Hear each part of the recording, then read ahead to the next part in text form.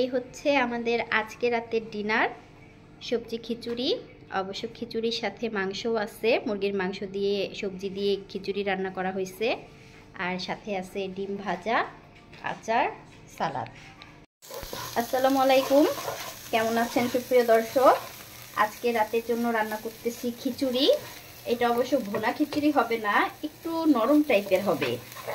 তো আপনাদের ভাইয়ার আর রাহার আবার এই নরম খিচুড়ি পছন্দ, রিদির অবশ্য ভুনা খিচুড়ি পছন্দ। তো সবজি দিয়ে মুরগির মাংস দিয়ে একসাথে আমি খিচুড়ি রান্না করব। তো চালটাকে আর ডালটাকে ভেজে নিতেছি। আর এই চুলায় আছে পিঠা, এই যে চিতই পিঠা বানাইয়া তারপরে দুধে ভিজাইছি একদম ঝোলা গুড় আর নারকেল দিয়ে। তো এটা অপেক্ষা করতেছি আর একটু ভিজবে তারপরে খাবো। তো আপাতত খিচুড়িটা আগে রান্না করে কমপ্লিট করি।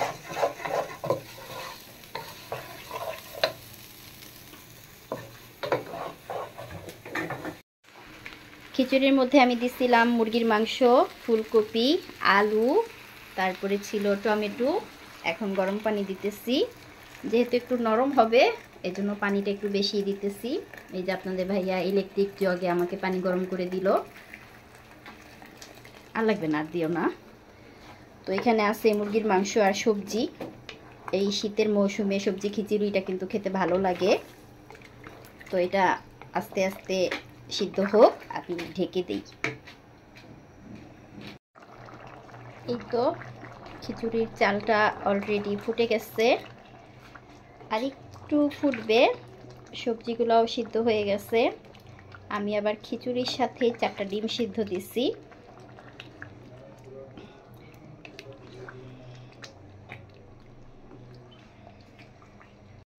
খিচুড়িটা নামানোর আগে আমি একটু ঘি দিয়ে দিতেছি। ঘিটা দিলে খিচুড়ির স্মেলটা আমার কাছে ভালো লাগে। তো মোটামুটি রান্না যেহেতু কমপ্লিট, তাই ঘিটা দিয়ে এখন নামাই নিব। খিচুড়ির সাথে খাওয়ার জন্য আমি লেবু কেটে নিচ্ছি আর সালাদ কেটে নিচ্ছি। এখানে আছে শসা, টমেটো, পেঁয়াজ, ধনিয়া পাতা, কাঁচামরিচ। তো খাওয়ার আগে এটাকে আমি মিক্স করব। আর আপনাদের ভাইয়ার তো অবশ্যই খিচুড়ির সাথে ডিম ভাজা লাগবে। তো আমি ডিমও, পেঁয়াজ, কাঁচামরিচ সব মিক্স করে ডিম ভাঙা রাখছি, খাওয়ার আগে এটাকে ভাজবো।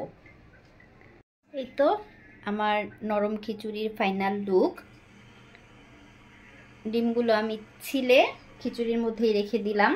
আপনাদের ভাইয়ার আবার খিচুড়ির সাথে ডিম ভাজা অনেক পছন্দ, তো খাওয়ার সময় আপনাদের ভাইয়ার জন্য ডিম ভেজে নিব। এই তো খিচুড়িটা ভাপে থাক, আজ এখানেই বিদায় নিচ্ছি। সবাই ভালো থাকবেন। আজকের রান্না ছিল ভুনা খিচুড়ি আর ছিল পিঠা। এই যে পিঠাটাও ভিজে গেছে, এখন এটা খাওয়ার উপযুক্ত হয়ে গেছে।